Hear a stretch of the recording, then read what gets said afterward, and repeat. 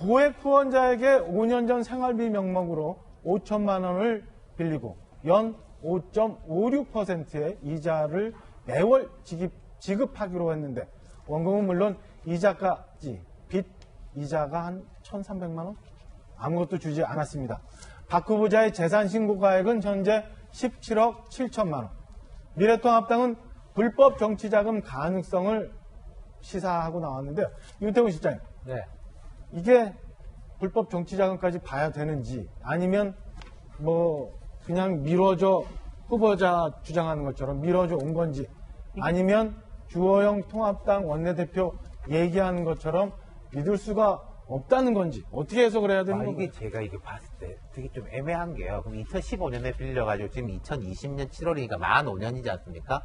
그럼 이자 1,300만 원, 1년에 260만 원씩 뭐 말하자면은 부당 이득을 취했다는데 불법 정치 자금이라기에는 액수가 작고 근데 그러면은 이게 사인 간의 관계에서 그리고 박지원 의원이 국회의원 계속 하셨는데 국회의원이 제가 알기로 월에 실수령액이 한 1,000만 원 세금 다 떼고 되는 걸로 아는데 그 월 이자 2, 30만 원을 이제 못 갚아가지고 안 갚은 것일까? 그냥 신경을 안 쓰고 있는 거 아니었나? 친한 사이에서. 이게 좀 비판받을 소지는 충분해 보이는데, 그렇지만 뭔가 이제 법적인 걸 들어서 불법 정치자금으로 막 정색하고 또 접근하기에는 좀 작아 보이는 애매한 상황인 것 같아요.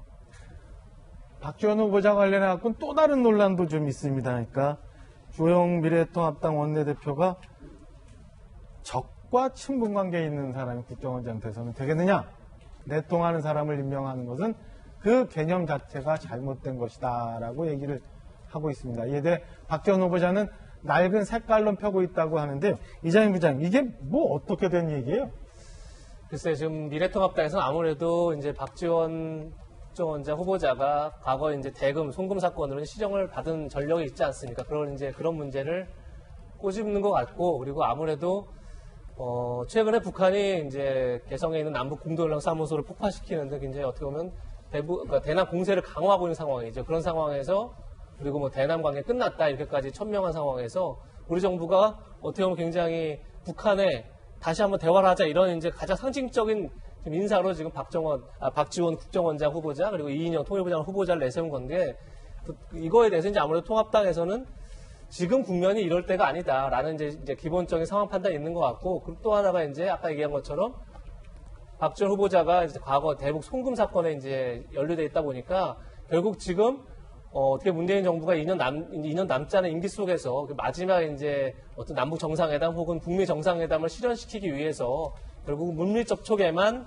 초점을 맞추려는 거 아니냐 이런 생각을 갖고 있는 것 같고 그런 점에서 지금 적과 내통한 사람이다 이렇게까지 이제 공격을 했는데 글쎄 이 발언 자체는 약간 좀 지나친 면이 없진 않아 보입니다. 저는 주호영 원내대표가 지금 이제 언행이 되게 자제되고 해가지고 통합당을 잘 이끌고 있지 않습니까? 근데 저는 저 발언을 보면서 박지원 후보자를 도와주려고 일부러 그런 건가 싶기도 해요. 저 발언을 통해서 박지원 후보자 한숨 딱 돌리면서 역공을 취할 수 있는, 아니 비판적으로 볼 수도 있는데 내통이라는 말을 하면은 저건 뭐 상상의 나래를 펼치게 하고 그럼 박지원이라는 사람이 지금까지 우리나라에서 국회의원도 계속하고 법사위원장도 하고 이런 자리에 있을 때는 그 내통하는 사람이 그런 거는 해도 됐던 겁니까? 전 말이 안 되죠. 하여튼 판단은 이전 진행되는 청문회를 보면서 우리 국민 여러분, 시청자 여러분들이 보시겠어요. 박지원 후보자와 덩달아 같이 청문회를 치러야 되는 이인영 통일부 장관 후보자. 역시 아들 때문에 연일 새로운 의혹으로 고초를 겪고 있는데요. 이번에는 뭐가 맥주를 제조하고 판매했다라는 기사 때문에 곤혹을 겪고 있습니다. 고승덕 변호사님, 이게 무슨 얘기예요? 이제 그 아들이 이제 있는데 그 맥주를 만든 것 같아요. 그런데 이제 주류 제조 그 면허는 2018년도 10월 달에, 아니 2016년도 10월 달에 했는데 막상 이제 6달 전에 그 어떤 한남동에 있는 파티에서 맥주를 이렇게 잔뜩 싸놓고 그 파는 그런 동영상이 이제 공개가 됐습니다. 이 동영상은 이 아드님이 이제 올린 게 아니고 그 동업자라고 하는 예, 그런 친구가 만든 것인데 그 SNS에서 스스로 이 친구가 우리가 만든 맥주는 불법이다고 이야기를 합니다. 그러면 이 동업자가 불법이라고 알았다 그러면 이 이 아들도 알았을 거 아니겠느냐. 뭐 그래서 지금 이제 논란이 되고 있는 거고요. 이것에 대한 이제 해명은 그때 이제 일시적인 어떤 행사가 있어서 이렇게 한 것뿐이지 지속적으로 뭐 만들었던 건 아니다. 딱 한 번 했다. 그렇기 때문에 업이 아니기 때문에 이제 큰 문제 안 된다. 이렇게 이제 해명을 하고 있는 거고요. 제가 볼 때 이제 뭐 둘 다 이렇게 우리가 경청할 필요는 있겠지만 조금 전에 이제 화면도 자세히 보시면 이게 생맥주라든가 막걸리가 아니라 병맥주예요. 그 병맥주는 그 공장에서 이렇게 시설을 가지고 제대로 만들어야 되는 거지. 그냥 뭐 이렇게 어떤 뚝 항아리에다가 이제 그 맥주라든가 막걸리를 한 번 만든 게 아니거든요. 그렇다 그러면 이미 6달 전에 이렇게 병에 담아서 본격적으로 어떤 그 대량 생산 형태의 맥주를 만들었다고 하는 건 제가 볼 때는 딱 한 번만 팔고 말았겠느냐고 하는 의심은 있습니다. 하지만 뭐 지속적으로 만들었다고 하는 그런 증거는 아직 나오지 않았기 때문에 이제 뭐 우리가 추측할 수는 없는 거고요.